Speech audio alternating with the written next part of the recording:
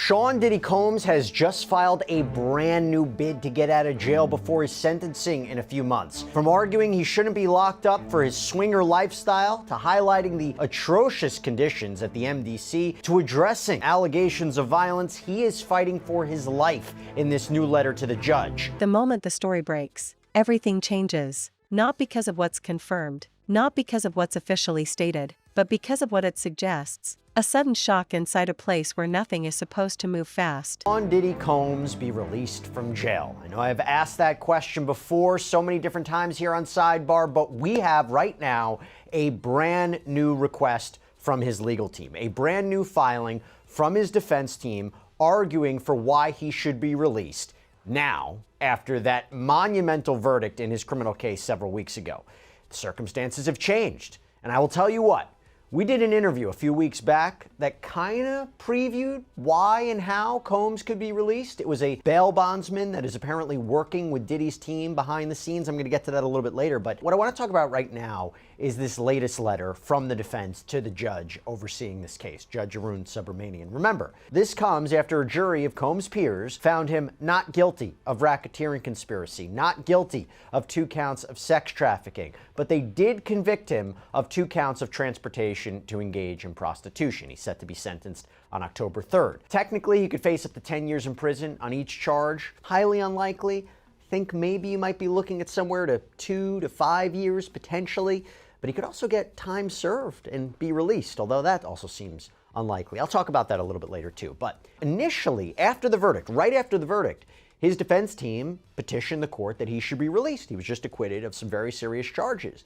The judge denied it. The judge denied Combs bail once again. And remember, this comes after he was rejected bail multiple times since he was arrested back in September of 2024, highlighting the severity of the charges, the violence, and so forth. But now, this is different.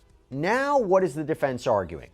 I'm going to go over all this in the new letter. I'm going to give my take at the end about whether or not it's going to be successful and whether or not he will actually be released before sentencing in October. So, the defense begins by arguing that Sean Combs should be released in advance of sentencing, and the court has the power to do this. They have the authority, among other things, because you can clearly show, quote, that there are exceptional reasons why such person's detention would not be appropriate. So, what are those exceptions? What are those reasons? What are those circumstances that are exceptional? They highlight several things that we're going to get into. That the charges he was convicted of, we're going to call them the Mann Act violations. That's what it's called under the law.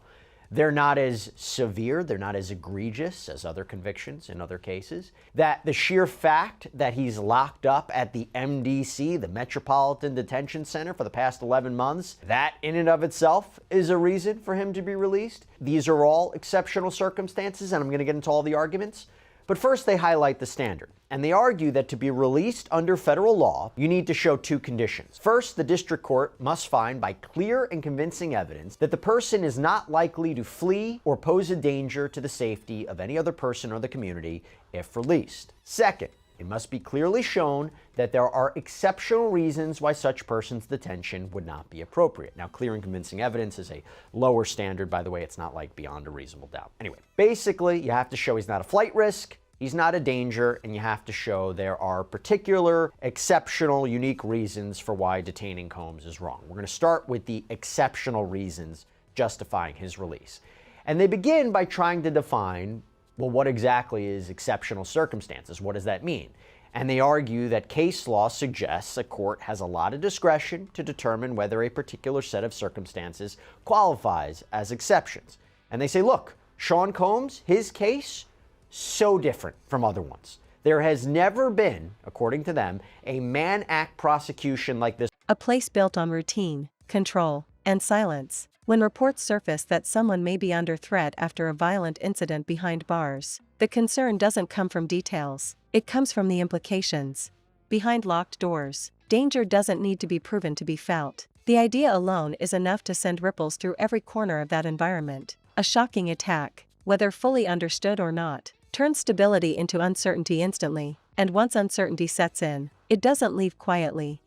Life inside confinement operates on fragile balance. People survive by understanding patterns, by predicting what comes next. Meals at the same time, movement on schedule, Lights on, lights off. That predictability is the only thing standing between calm and chaos. When an attack disrupts that rhythm, even briefly, it exposes how thin the line really is.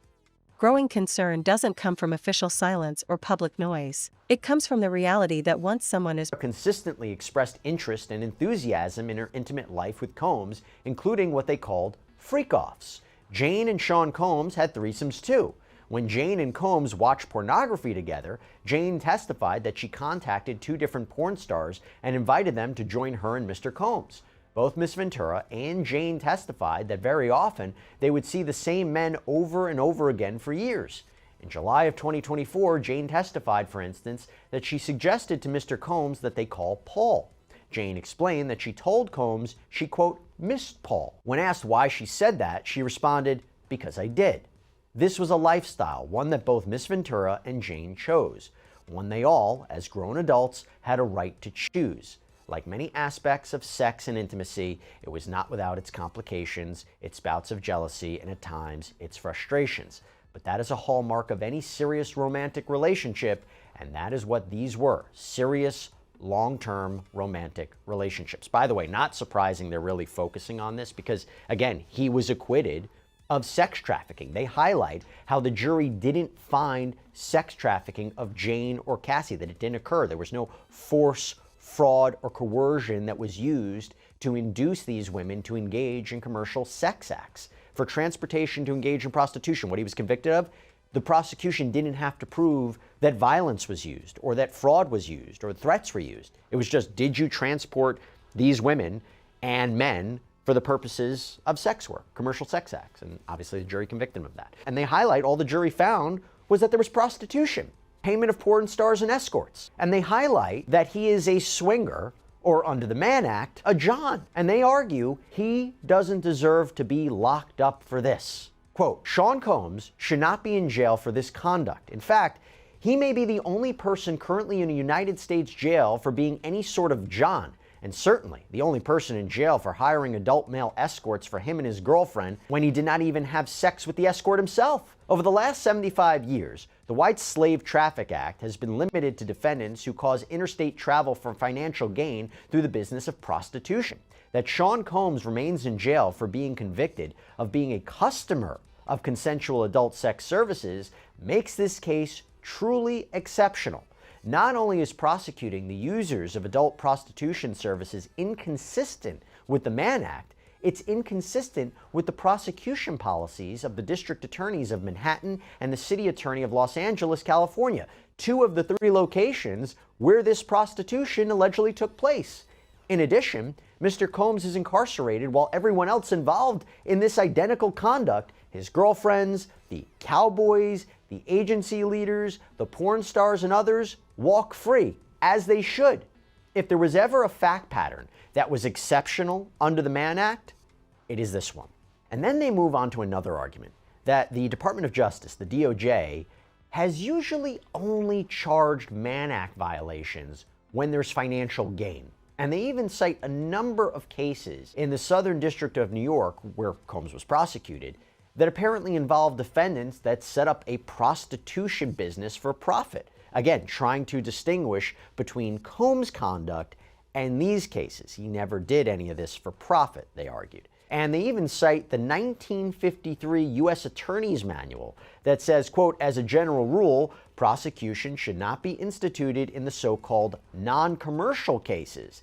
And they claim the Department of Justice manual today, quote, makes clear that the prosecution of customers involved in an 18 U.S.C. 2421 offense, like Mr. Combs here, is now limited to prosecuting those who engage in commercial sex with victims of sex trafficking. Perceived as vulnerable, everything changes. Inside, perception is power, weakness is currency, fear spreads faster than facts ever could. A shocking incident doesn't just raise questions about one person's condition, it raises questions about the entire system meant to contain and control violence. Because if something can happen once, it can happen again. And if it can happen again, then no one is ever truly safe. Behind bars, safety is never absolute. It's negotiated daily through behavior, alliances, routines, and restraint. When an attack breaks through that unspoken agreement, the environment tightens, eyes follow movements more closely, Conversations drop mid-sentence. Tension becomes the background noise. Concern grows because confinement magnifies everything. Pain feels sharper. Fear feels heavier. Time feels slower. An injury isn't just an injury. It's a signal, a warning, a reminder that in addition to those who otherwise perpetrate or facilitate human trafficking offenses. And in the absence of any sex trafficking charge, however, it is clear that the standalone Mann Act counts never would have been prosecuted. That seems true. I think you ask any legal expert, they will say if all the government had against Sean Combs was the transportation to engage in prostitution charges, just the prostitution charges, they probably wouldn't have gone after him. They coupled it with racketeering and they coupled it with sex trafficking. I agree with that. I don't think that they would have gone after him just for that. Anyway, the defense highlights how modern day prosecutions of Johns is really when you're talking about exploiting vulnerable foreigners who don't speak English well, which again is not the case here. And they highlight how the only potentially comparable case in New York is where you had a retired police officer and a former judge who apparently hired women to have sex with a male fraternal group called the Jesters. But Combs' attorneys say, while there was no profit there, there's no profit here, there was sex trafficking of those prostitutes. That's what's different. Again, Combs was acquitted of sex trafficking in this case. And here's the main point, quote, moreover, the cases which involve defendants similarly situated to Mr. Combs have been released on bond pending sentencing. In reviewing the cases across the country where the primary or sole conviction was for a violation of 18 U.S.C. 2421, the defendants who were not charged with running a prostitution business have been released pending sentencing. And then Combs' attorneys make another argument for why Combs' conditions are exceptional. And it's about him being locked up at the MDC. They say that a district court judge in the Southern District in another case basically said how bad the MDC is. As Judge Furman noted, the state of affairs at MDC is unacceptable. In so noting, Judge Furman concluded that the conditions in the MDC qualify as exceptional reasons under the statute justifying, and this was the defendant in this case, Chavez's continuing release. Judge Furman found that the conditions at the MDC are, quote, dreadful in many respects, but three warrant particular emphasis. 1. Continued reports of inordinate periods of lockdown. 2. Claims that the facility provides inadequate and or substantially delayed necessary medical care, a particular risk in this case. And 3. General issues about the conditions at the facility. These conditions have not abated in Mr. Combs' detention at the facility. As the court is aware, during Mr. Combs' incarceration at the MDC, the facility was subject to an interagency suite that was designed to achieve our shared goal of maintaining a safe environment for both our employees and the incarcerated individuals housed at MDC Brooklyn. They're actually quoting what the rationale was. In other words, there is a significant issue at the MDC related to the safety of employees and incarcerated individuals that require outside law enforcement action from multiple agencies to address. Importantly, MDC, as a jail, has a significant law enforcement presence within its walls 24 hours per day that are equipped with investigatory and often unregulated authority. Thus, the requirement of outside law enforcement agencies to ensure safety within the MDC is an admission that serious violence, mayhem, and chaos is occurring within the MDC that requires more than a Band-Aid raid, but rather surgery. Indeed, we are aware of ongoing threats of violence. Action has limits. People on the outside often want clear answers. What happened? How bad was it? What's the condition now? Inside, those questions don't matter as much as one simple truth: something went wrong. And once something goes wrong, trust erodes. A prison attack doesn't need to be dramatic to be devastating. It doesn't need witnesses. It doesn't need footage. It only needs to be believed, because belief alone reshapes behavior. When reports hint at growing concern over someone's condition, it reveals something darker. Not just physical harm, but psychological impact. Injury heals, fear lingers, the mind replays moments over and over, filling in gaps with worst-case scenarios. Inside, sleep becomes shallow, every sound feels intentional, every movement feels like a potential threat. That's how a person becomes truly under threat, not just from others, but from the environment itself. The idea that someone's condition might be worsening adds another layer of pressure. Weakness invites attention. Attention invites risk. In a place where strength is violence and actual violence in the facility, such that Mr. Combs' safety is constantly at risk. And they go on to argue, though Mr. Combs has been a model inmate for his nearly year-long period of confinement, the violent conditions are still very much a concern for Mr. Combs and is an unnecessary confinement risk given the clear precedent of multiple similarly situated Mann Act convictions where defendants were released on conditions. Now, the government, by the way, would probably disagree with that statement of him being a model inmate. Remember when they accused Combs of trying to arrange three-way phone calls and buying the use of other inmates' phone privileges to try to make sure the government wasn't listening in, that he was having these private conversations, that he was allegedly trying to contact witnesses in the case, that he allegedly orchestrated a birthday campaign to help his public image while he was locked up. So if we hear a government response, I'm sure they're going to say something about that. Then the defense highlights he's not a risk of flight, he's not a danger to the community, which, by the way, I think are real key points here. But they seem to echo a lot of the same arguments that they have already stated to the court. And remember, they haven't been successful in the past. That he voluntarily came to New York last year to surrender himself to authorities, that he gave up his passport to his attorneys 6 months before his arrest, paid off his mortgage on his Miami home so it was free and clear for him to stay at while out on bond. He was just acquitted of the most serious charges that he was facing, which, by the way, carried decades, if not life in prison. That he's not a risk of flight. That's the basic argument. Now, when it comes to the danger argument, that is key. Why? Judge Subramanian had said after the verdict that the reason he was denying bail was because of Combs' violence, that his own attorneys admitted he was violent during the course of the trial.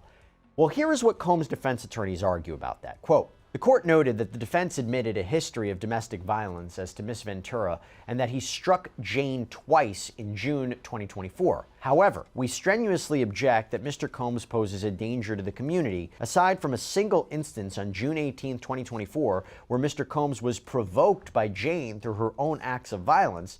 There was no evidence of any acts of violence in the last 7 years. Indeed, the jury notably rejected the government's argument that the June 2024 incident constituted coercion when it acquitted Mr. Combs of the sex trafficking charge. Also, prior to his arrest in this case, Mr. Combs enrolled in a domestic violence program in which he participated until he was arrested and incarcerated in connection with this case.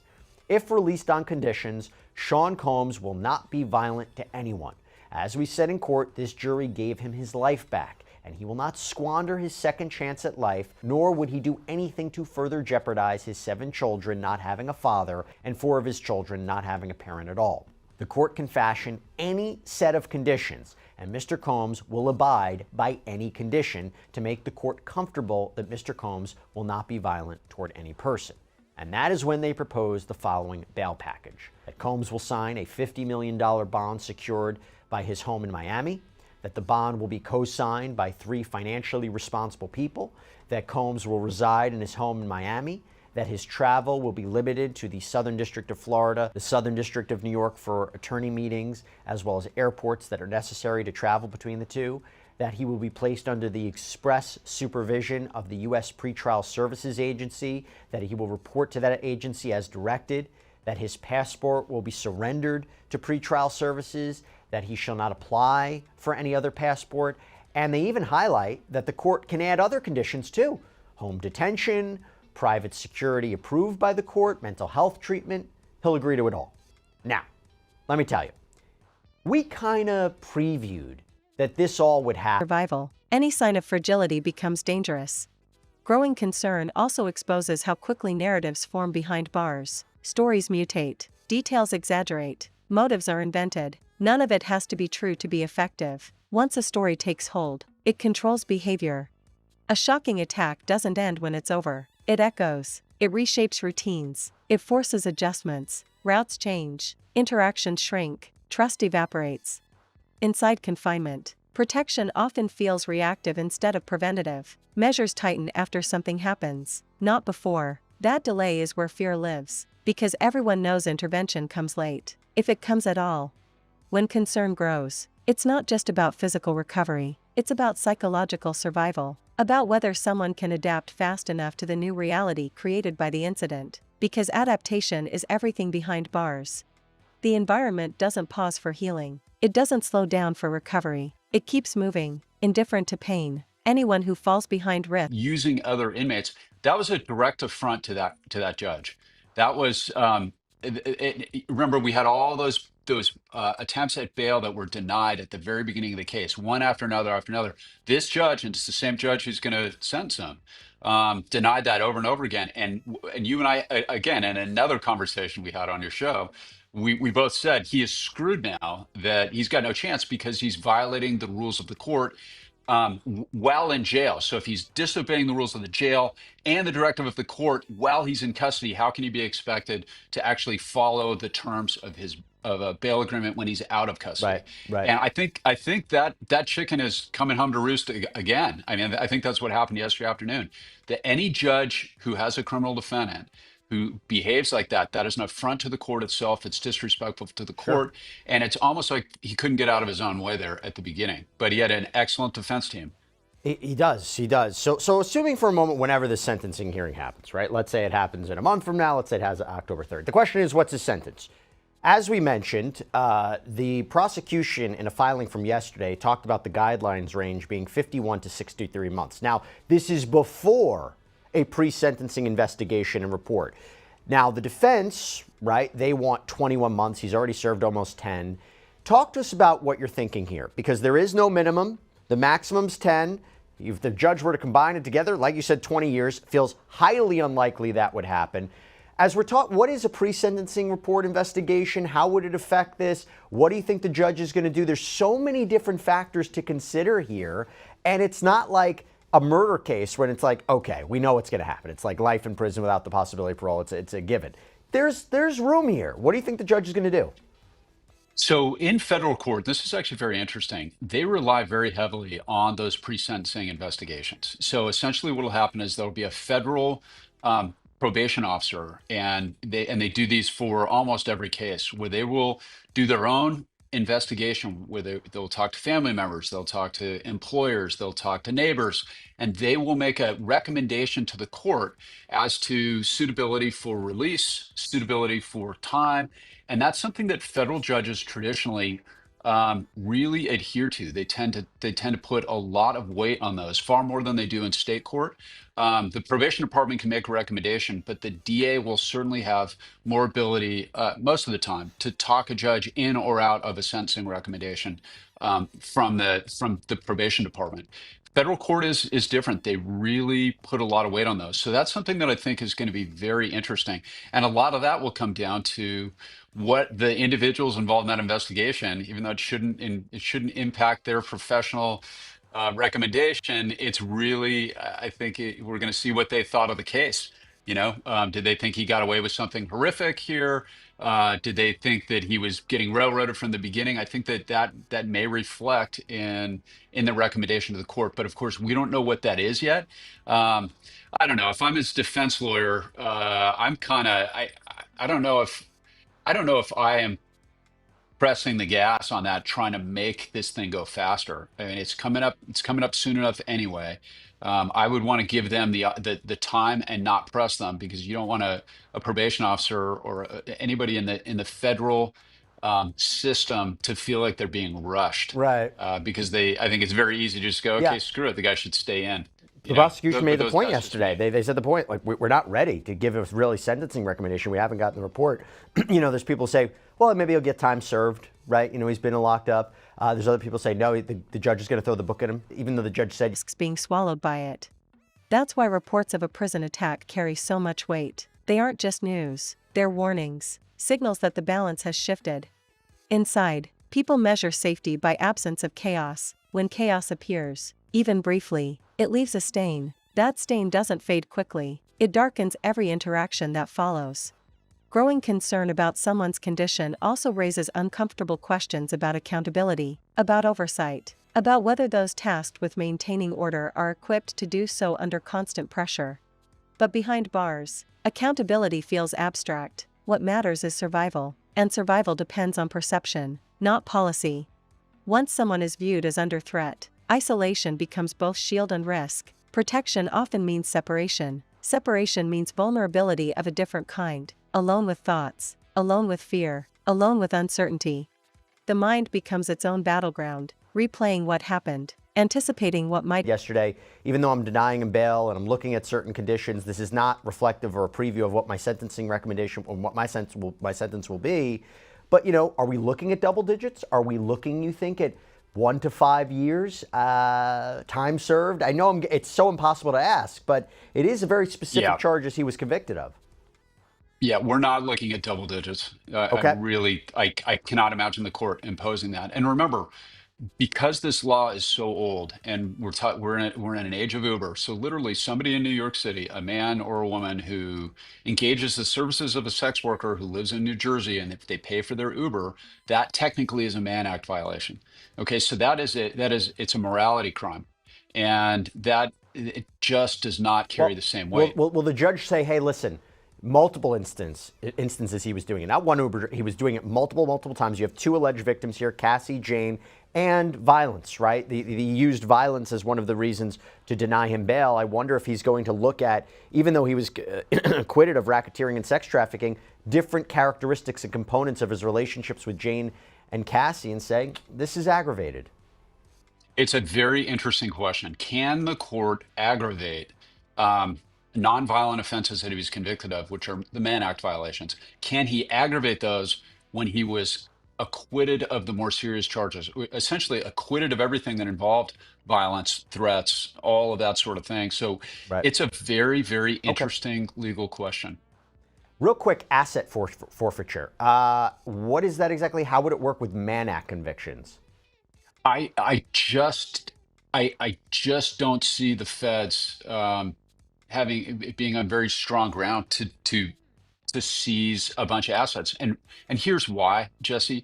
Most of the federal cases where you have, especially RICO cases, an actual RICO case is an actual corrupt organization that the purpose is, like I had one in Salt Lake City last year. It was a fraud case where it was one of these calling room scam operations.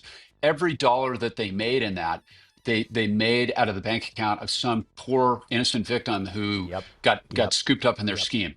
So every dollar, everything they bought, every car, every house, everything that they owned was a direct result of money that they gleaned from innocent people.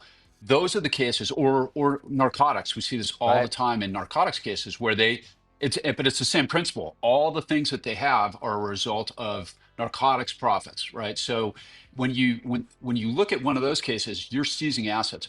Here we've got mansions all over the place. We've got planes. This is a very, very wealthy man who made that money legitimately in Bad Boy Records, in the music industry and in the film industry. That's how he made his money, and that is not a product. And that's where we come full circle to this square peg in a round hole regarding a RICO theory on this.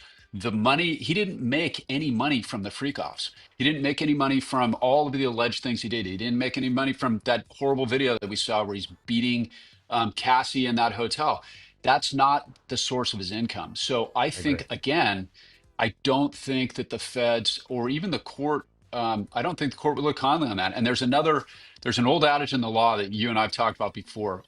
Bad facts make bad law, right? And if they run around and try to seize a bunch of stuff based on this, they're literally taking assets from a citizen that earned them legally. He may be a villain, he may be a bully, he may be a horrible person, but he made that money legally. He was not charged here with tax fraud, which means he paid taxes on it. He had accountants, he put it all together. So I don't see this judge. I think happen next, calculating every possible outcome. That's how a shocking attack transforms into a prolonged nightmare, not through ongoing violence, but through sustained tension. Growing concern spreads beyond one individual. It infects the entire environment. Others become more guarded, more suspicious, more reactive. The temperature rises without anyone touching the thermostat. Outside observers may wait for updates. Inside, updates don't matter. What matters is the shift in energy, the sense that something is off, that the usual rules no longer apply the same way. A prison under threat doesn't announce it. It whispers it, through silence, through avoidance, through tension you can feel but can't explain. When concern grows about someone's condition, it highlights how fragile control really is, how quickly order can be disrupted, how easily fear can replace routine.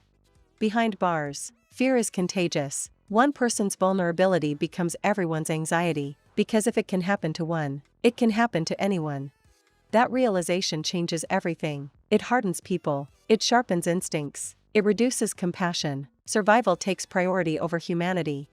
A shocking attack strips away illusions, the illusion of safety, the illusion of control, the illusion that rules alone are enough. Growing concern isn't just about injuries, it's about what comes after: retaliation, targeting, shifting alliances, increased surveillance, tighter restrictions. None of those restore peace, they only confirm that something has been broken. A nightmare deepens when the sense of being watched doesn't translate into being protected. Surveillance without intervention feels hollow, presence without prevention feels meaningless. Inside confinement, peace is fragile, it exists only as long as nothing challenges it. The moment it's challenged, the system reveals its cracks. A prison attack doesn't need to be repeated to cause lasting damage. One moment is enough, one breach is enough, one scare is enough. And once concern becomes the dominant emotion, it doesn't fade with reassurance. Because reassurance doesn't change reality, reality is still confined, still tense, still unpredictable. That's the true danger behind bars, not just physical threats, but the mental toll of constant alertness, the exhaustion of never feeling safe. When reports suggest someone is under threat and their condition is a growing concern, it's not just a headline, it's a glimpse into a world where stability can vanish in seconds and fear can settle in permanently. A world where survival depends on adaptation, where strength is measured in silence, where vulnerability is never forgotten. And once the nightmare begins, it doesn't need to escalate to remain terrifying, it only needs to linger.